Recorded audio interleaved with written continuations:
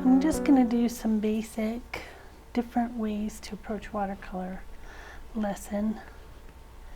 First thing I want to do is take a eighth of a sheet of watercolor paper. So this is 7.5 inches by 11 inches. And I'm going to tape it down to a piece of gator board. Gator board is a fairly firm surface that's very lightweight. This one happens to be 3/4 inch thick. You can also buy it much thinner. It looks a lot like foam board or foam core, but it's much more resilient. It can stand up to repeated use. So I'm going to tape down the edges using masking tape, and my new favorite tape is the Scotch brand contractor grade masking tape. It runs about $2 at a Home Depot or a Lowe's kind of store. So when you're pulling off the tape, make sure you get a good seal, and then measure first and then tear using your thumbnail as a measuring point, and make sure you overlap the corners so that the water can't get under there. What I want to do is show you different ways you can approach watercolor. So I'll do wet on dry, and then I'll do wet into wet, wet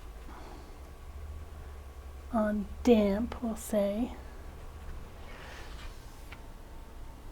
and then we'll do slant, wet on dry.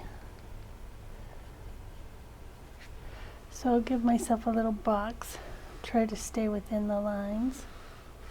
Not necessarily going to make sure the box is perfect. Work down another row perhaps, but I want to use all the what I considered 6 required colors.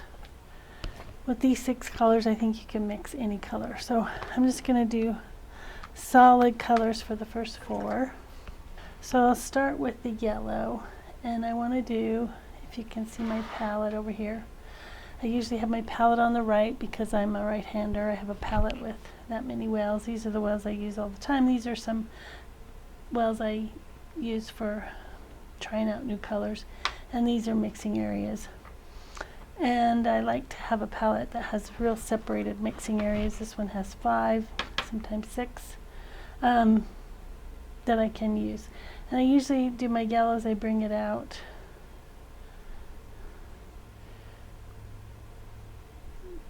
to a mixing area. So I pull the paint out of the well, and I pre-wet these with the spray bottle.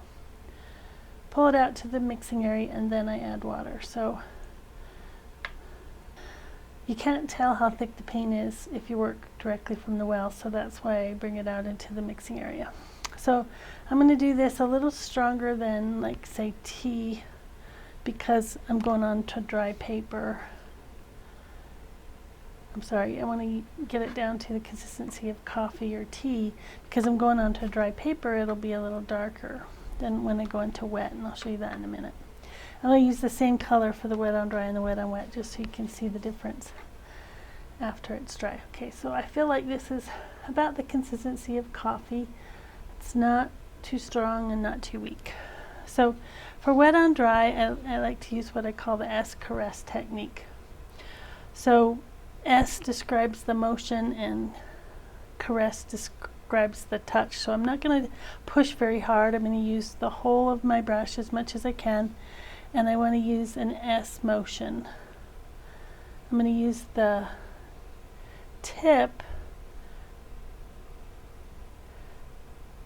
to keep the edge. Once I've come off the paper, now I have to do something with my brush. So I'm going to turn my board so that I can now, going back to the same strength of pigment, I'm going to catch that up. I'm not going to come off the paper. I'm gonna turn my board. Once I come off the paper, I have to do something with my brush. In this case, I'm going to add more pigment. And now I'm going to caress that in. I'm going to try not to repeat areas too much, but I'm just going to clean up that little edge. So every time I come off the paper, I got to do something with my brush. In this case, I just got more water. I didn't go to here because I don't want to change the consistency of the paint. So that's the wet on dry. I'm going to do the same thing, wet into wet, and I'm not going to change the pigment strength. What I'm going to do is do the same process as caress, and I'm going to create a wet square.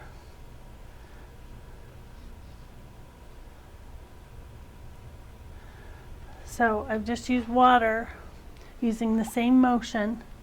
Now I'm going to go into the same consistency of paint that I used there, but now I'm going to go into a wet surface. So I'm going to use my caress, and now the paint is going to go where the water is, so I don't have to be as careful about the edges. It'll only go where the water is. Now I should have done this first so I could wet the surface and then let it dry back, so you can see the difference between this and this. So I'm going to wet this, and then I'm going to move on a little bit while it dries back to damp.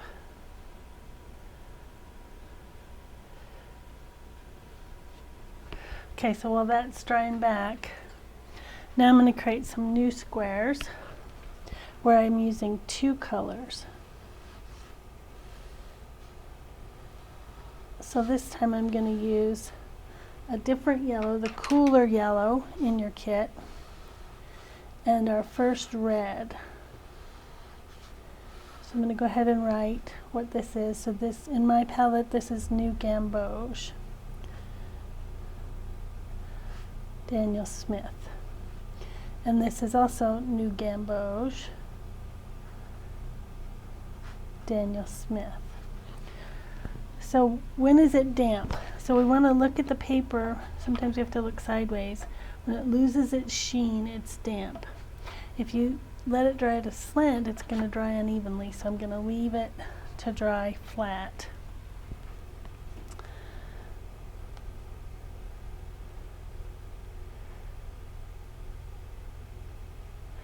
But I'm still going to use New Gamboge in this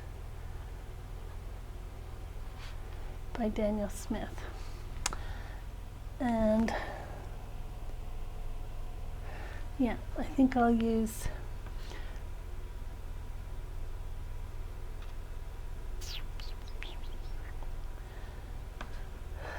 I guess I'll use New Gamboge the whole time. So for this one, I'm going to use, now I'm going to create a green. So this is solid yellow. So now these are going to be greens. And I'm going to do some different stuff with them. But mostly I'm just killing time. So now you can see, if you turn it sideways, this has lost its sheen. So now I'm going to go in and paint this. Same strength of pigment, so I had to mix up a whole bunch of pigment to start with. And now I'm not going to paint the whole square, I'm just going to paint half the square, and we're going to watch what happens to the edge.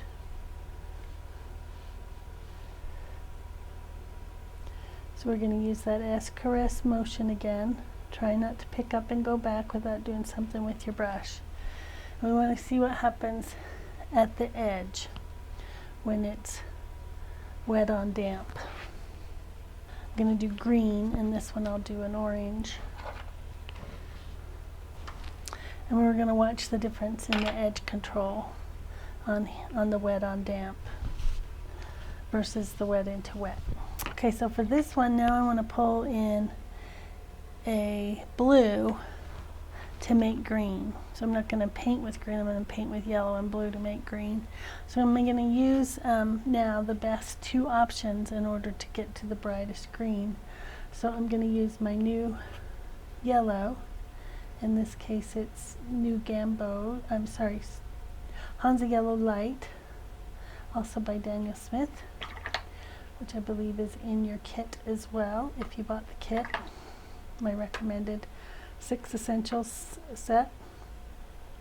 And I want to get it to the same pigment strength that I had in the other yellow. So you can see the difference in the yellow. This one looks greener, that one looks more orangey. So in order to make a brighter green, I got to use a blue that's closer to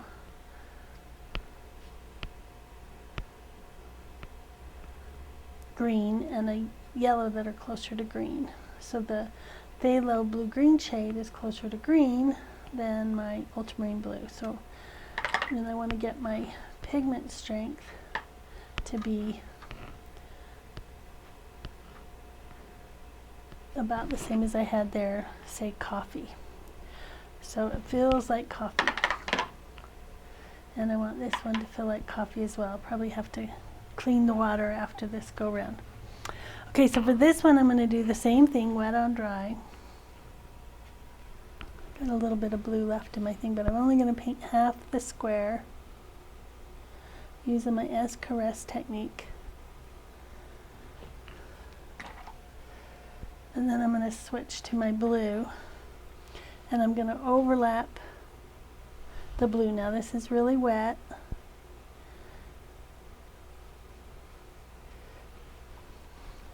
I'm going to move my brush around, and I'm going to keep a continuous stroke when I'm on the paper.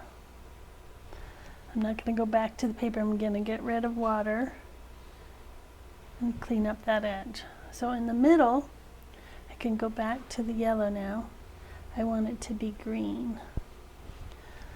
So that is what we call an caress. We don't want to sit and worry the same stroke over and over. We want to use the S to keep us moving. If you come off the paper, get rid of water, add more paint, something. I'm just going to lift that up while it's wet. Okay, so for this one, wet into wet now, I need to get a new clean water, so I'll be right back. So now I'm going to work this square, which is wet into wet. So I got to wet it first, and I'm going to go ahead and wet this one too, so that it gets damp, dries back to damp while I'm working another square.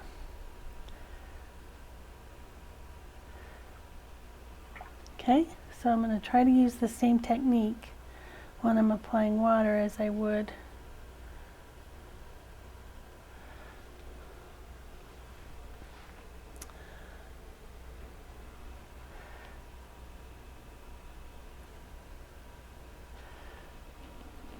when I'm painting.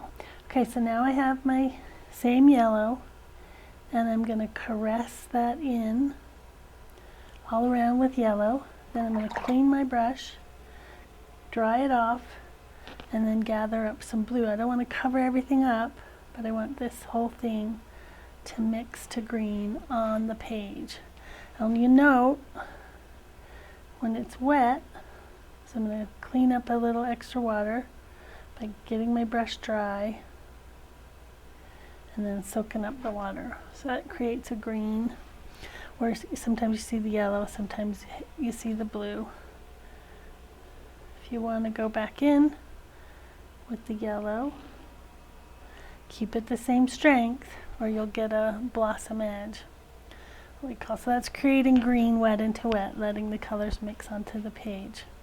So that's not quite damp yet. So let's go ahead and draw some more boxes. And this time we'll create an orange.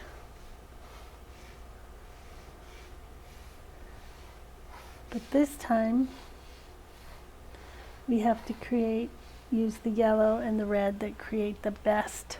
So we brought in a blue that is closest to green already, which is our phthalo blue-green shade.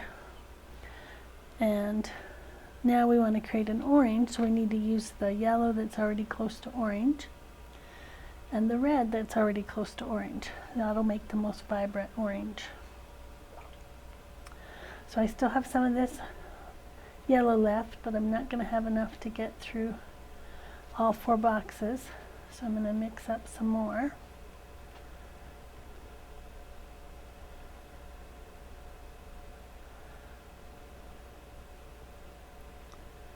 And I want to get it down to about coffee strength, not too strong, not too weak.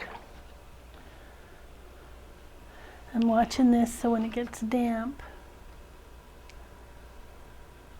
you can see the difference between this one and this one really.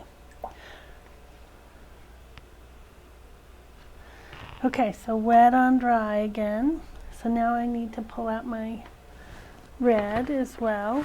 So we need to use the red that already looks like it's more orange. In my case it's Pearl Red. In the kit's case, if you have the kit, it could be Pearl Scarlet. So I'm going to use Pearl Red. I'm going to pull that out, get enough to cover all 4 boxes.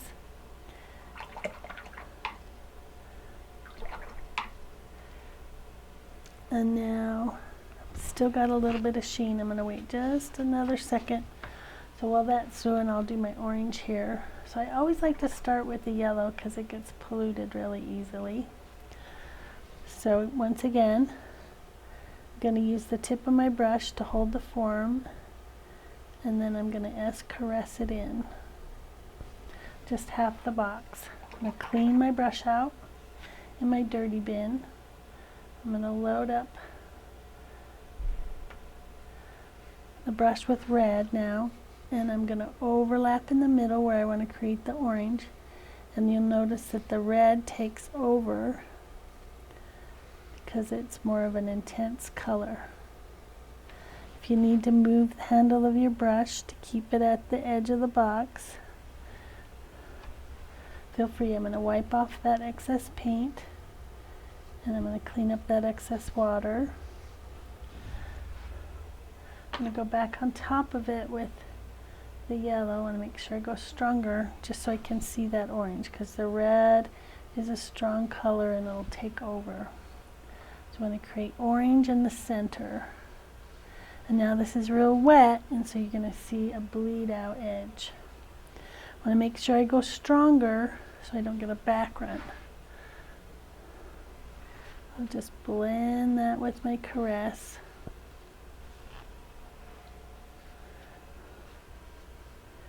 A little bit of red. So that's doing it on dry. You'll notice it stays more vibrant when you go with wet paint on dry paper than when you go in with wet paper. Okay, this looks to be about the right strength now, so I need to pull out a little bit more yellow.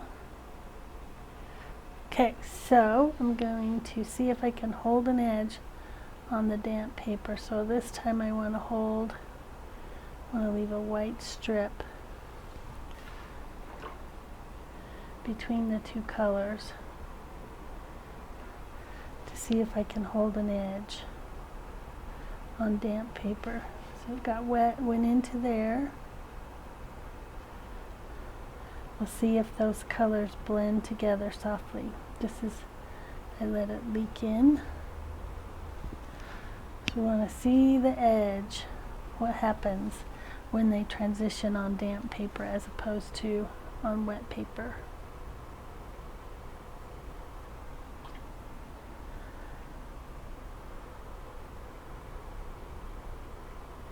You should get a soft edge, lost edge, hard edge around the edge. Okay, so let's do the wet and wet with the do wet on damp here as well. So we got to put in this first so it dries back. It's time to dry back so we can do our test.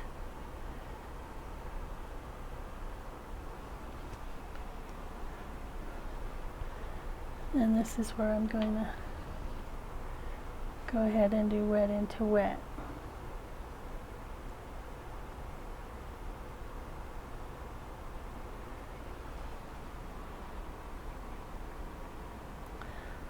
Oops, wrong yellow. Okay, for this one I'm not going to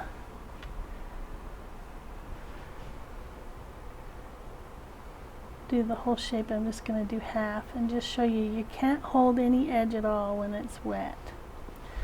So I'm going to swim over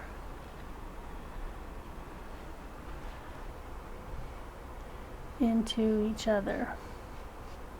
You can't keep an edge when everything is super wet, which can give you a nice soft faded effect. So compare that edge. Oh, I was supposed to do red. Let's see if I can do it in time.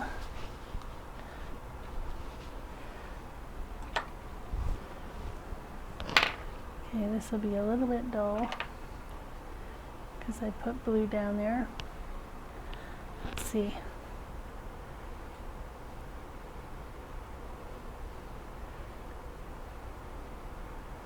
So now we'll see the difference between having a wet into wet situation and a wet on dry situation. What is the difference between the edges? Okay, we'll let that dry for a little bit. And then after it's dry, we'll notice the difference in the intensity of the paint when we go in wet and wet and wet on dry. So here we're going to do at a slant. So I have a handy little easel that'll help us work at a slant and use gravity in our favor. So I like to keep it at a slight slant, but you'll notice right away all the water is going to go down there, so I might have to wait on that because I want this to dry flat. And it looks like I've lost my sheen, so we'll try to do this with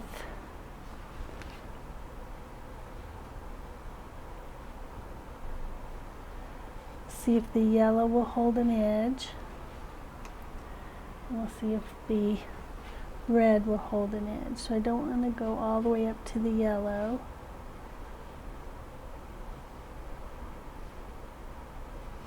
Just want them to slowly blend together so you can see the difference in the edge. So on damp paper, you should be able to hold a slight edge.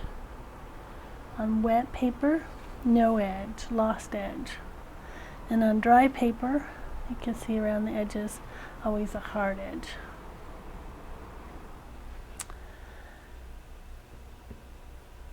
Okay, so on this one, I'm going to do it a slant.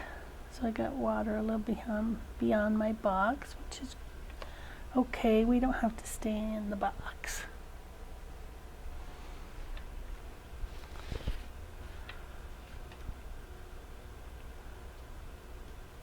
You can see this held a soft edge there, kind of bleeds away as opposed to the edge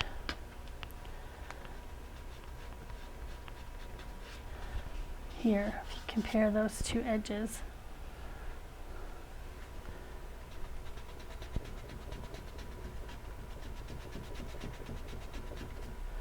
you can see this yellow just fades away compared to that hard edge that you get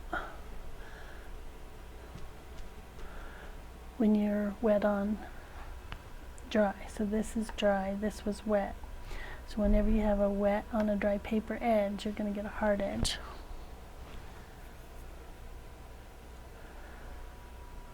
Okay, now we'll work at a slant with the handy dandy easel light. So I'm going to do a solid yellow flat wash in this square by using wet on dry paper.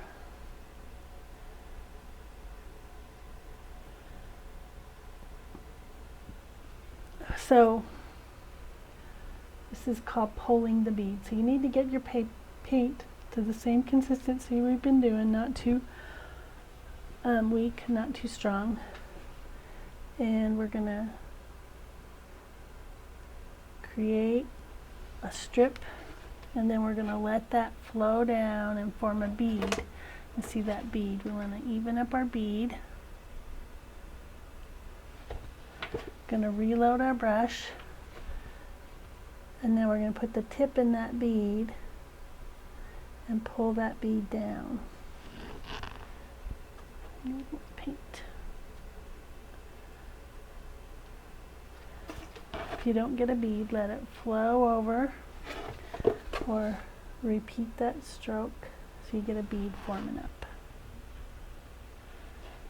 Okay, once I get the bead, I'm going to reload my brush. I made it slightly thicker now. Get that bead forming up, and then pull that bead down. So we can use gravity to our advantage and let that flow down the page. So I'm going to clear off all the water and the paint and run along the edge just to soak up the bead so it doesn't flow back up in there.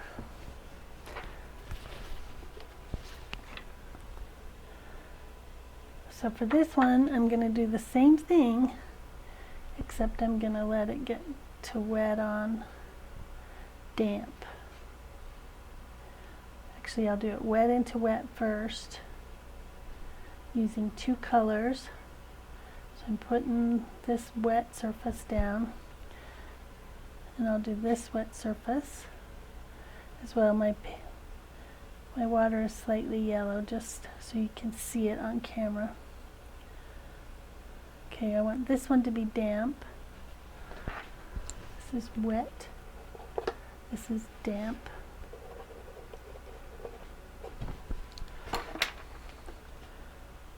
I'm going to soak up my bead just a little bit.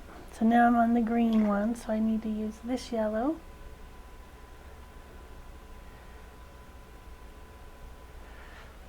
The cool yellow, which in my case is Hansa Yellow Light. Now you can see that the bead won't form. It'll just kind of run away. I'm going to come into the blue about halfway down and caress in the difference.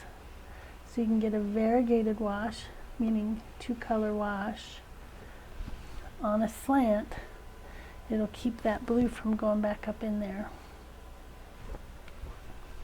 Here I want to let this get back to damp, so I'm going to keep soaking up that bead at the bottom until it gets to damp. Once again, once it loses its sheen, I'll be at the damp stage. And I want you to notice the difference between that and this. This time I'll use the orangey yellow and the orangey red in order to create an orange. Once it gets back to damp, starting to lose its sheen, but it's still pretty wet at the bottom. So on this one, when we did that strip, the yellow just kind of ran all the way down. But on this one, you can actually hold a bead or hold the form because paper isn't too wet. You can almost hold a bead. Okay, reload, do one more strip with yellow. Should let it dry just a little bit more, but we are on camera taking up valuable video space. But see how it holds it a little bit better? You can do a bead pull and eliminate some of those striations you get when you do a flat wash on dry paper. Wet into wet does, but it doesn't hold the bead for you. It kind of runs all over the place. Okay, so we'll do, what we didn't do was a purple to show you which two colors you use to create a purple. So with purple, you want to use the blue that's closer to purple, which is ultramarine blue, and the red that's closer to purple, which is your quinacridone rose, if you bought the kit. If you have different colors, let me know and we'll talk about whether they're cool or warm.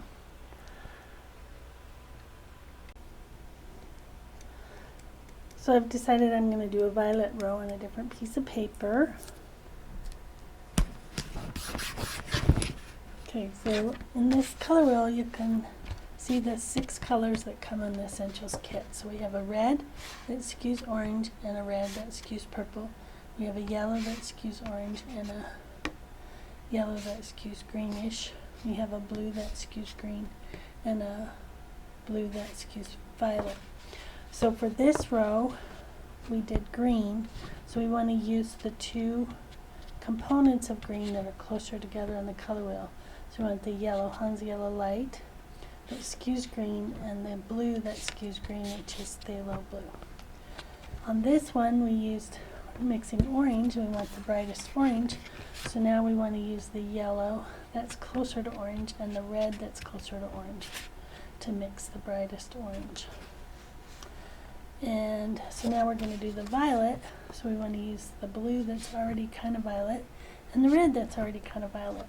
So in my case, that's Ultramarine Light by Holbein and Quinacridone Rose by Daniel Smith.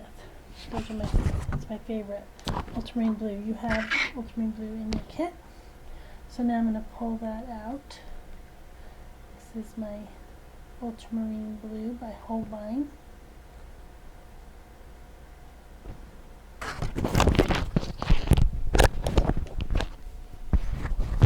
Sorry about that audio. So now I want to pull out the blue that skews more orange, and I didn't get this stamp ahead of time, so I'm just getting a bunch of the blue out.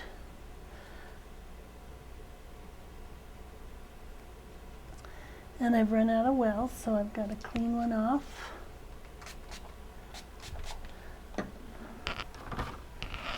So I'll get rid of that red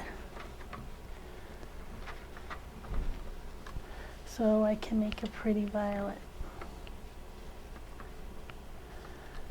The reason you want to choose the one closest to the component is because this blue in any red that appears kind of orange is going to be almost neutralizing to the blue.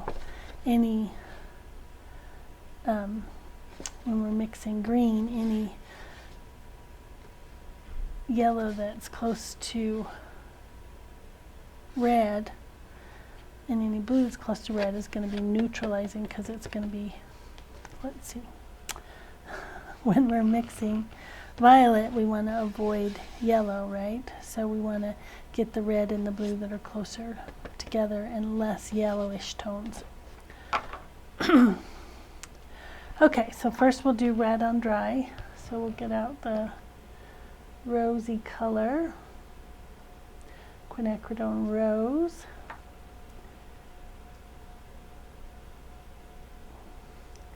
And get a good portion of that mixed up too. This mixing well doesn't, just always beads up on me. It's kind of annoying. Okay, so now we'll do the red that's rosy. We'll get it to a not too weak but not too strong state. And we'll do half of it using our S-Caress as much as possible. If I come off the page, I'll reload with some more red. Clean up my edges using the corner of my brush. Now I'll go in with the blue and I'll cross over the middle. Once I come off, I got to remind myself to reload. So I'm using the belly of the brush and caressing in an S motion. If I want to have more of a purple showing, I'm going to caress back over that center with some red. So now I'm going to first put this down so this can dry back to damp. It's slightly tinted, but since I'm mixing purple, it's okay. And then make this one wet into wet using my S-Caress. And I'll go into the same strength of pigment And I'll try to do half of it with red and half of it with blue. And we're going to see how they mix at the middle. Can you hold that edge? This one we got to let it dry back. So I'm going to go ahead and mix up some I'm going to use the opposite yellow and blue for this one.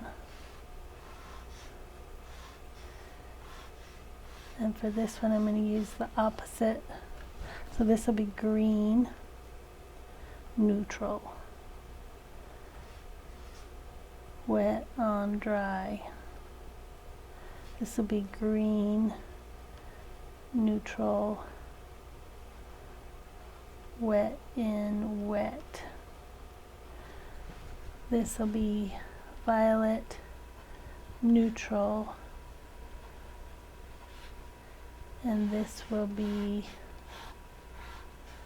violet, neutral. I'm going to do wet on dry and wet in wet. Still decide if I want to do a slant. I'm not sure. And then what are we missing? We're missing a neutralized orange. Orange neutral. And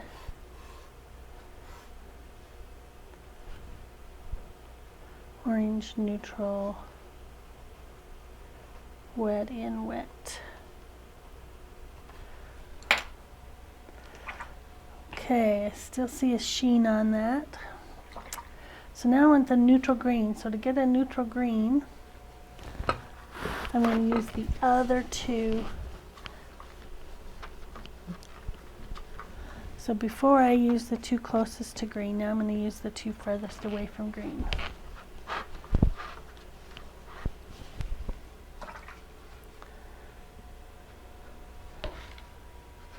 And I'm going to go get my water cleaned out. I'll be back. Okay, so I appeared to have lost the sheen for the most part, so I'm going to pull out some of this blue.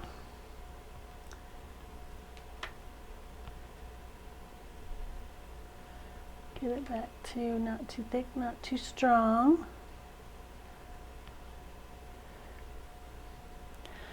Okay, so I'm going to cover up this half first this time. It's still pretty wet, I think. Try to do my escarres once I come off. Now I'm going to, this might still be too wet, but I'll try it. I'm going to turn my board around just to have a better angle. I'm going to try to leave an edge. See if it holds the edge. Yeah, it's still pretty wet. I didn't wait long enough.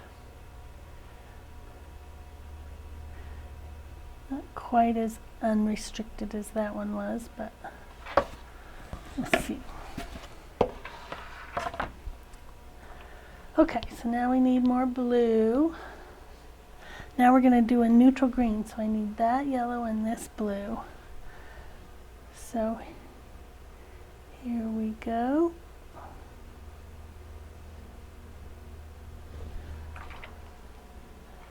And now our orangey looking yellow that's further away.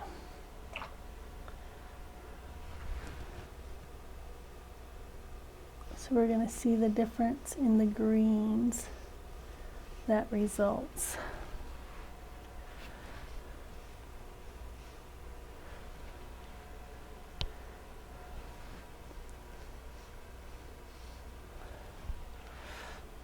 You can see this is a much brighter, prettier green. This is a more neutral olive green. That results in that mix.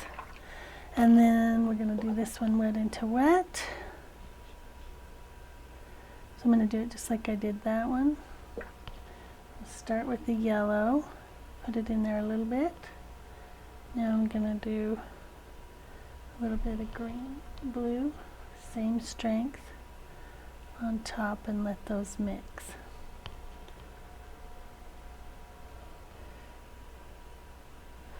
You can see the resulting mix. The resulting green is very different than if you use the two further away than the two close up. So this is the violets, wet on dry. So I'm going to mix it like I did this one. So now I got to use the other red.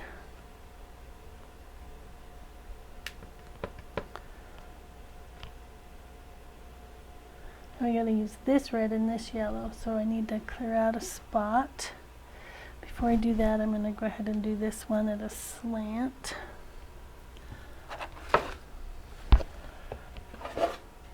Before I clear out my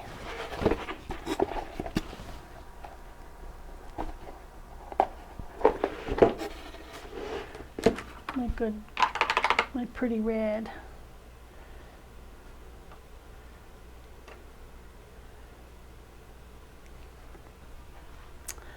So I'm going to do this at a slant, wet on dry. So I really want a lot of paint on my brush for this so I get a good bead. Okay, so I want that bead to form. I'm going to reload my brush with the same strength of pigment. Reload my brush with the same strength of pigment. Let that bead form up. Now I'm going to switch colors into the blue. I'm going to catch that blue so I have the purple at the transition. I'm going to reload without adding any water. So this is a variegated wash.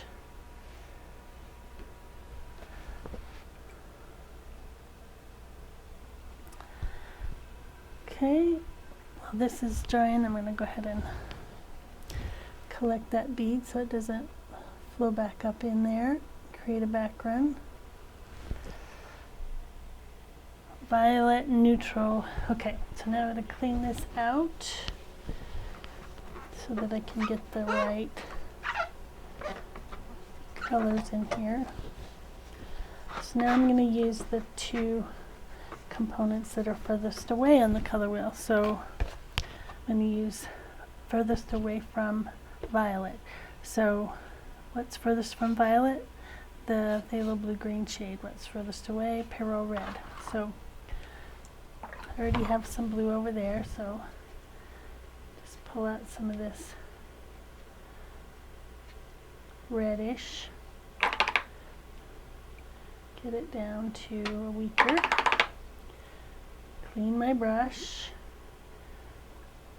Go into my phthalo blue now. And weaken it off. So both of these pigments are really intense, so this will be interesting. So I'll go ahead and do a flat wash. What happened here is my video card ran out of memory, and so I let that bead sit too long. That's what'll happen. Okay, so now I have the red tone. It's got a little bit of the blue in it, so it's already being neutralized. And now I'm gonna go into this with the blue. I'm gonna switch back to the red. I want you to see how neutralizing this combination is compared to the violet above. So we'll go ahead and put that red in there. So this makes a grayed down, neutralized violet. And then this is wet into wet. So I'll go ahead and wet this. Kind of did that already here. So we'll put some of this red in. Just mix it up using S caress. And then we'll go over the top of it. Go in the other direction with the blue. Back with the red. And you can see why we need two different temperatures of red and blue.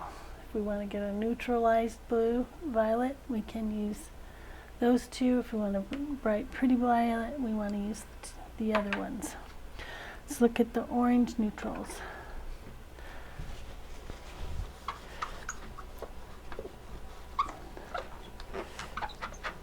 So now I got to get all the blue out of this red and all the green out of this yellow. Go ahead and clean that off while I'm at it.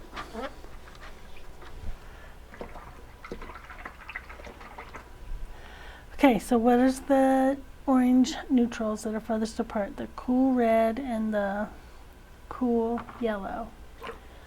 So cool yellow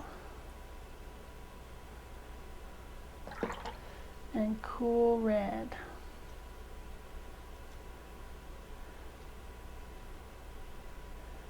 And we'll do this. Since I already have the red on here, I'm going to go ahead and put the red in pretty strong. And we'll go in strong with the yellow on top of it. So that, compare that orange to that orange. It's pretty, but it's not nearly as bright. So let's do that wet into wet just so you can see the difference in the pigment strength.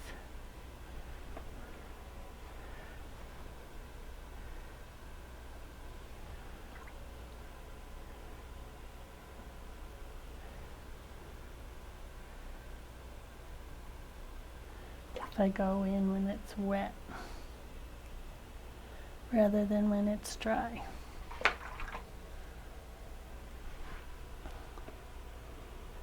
I did those at a slant, so you can do wet into wet at a slant. You just have to work a little faster, and it makes for a smoother transition.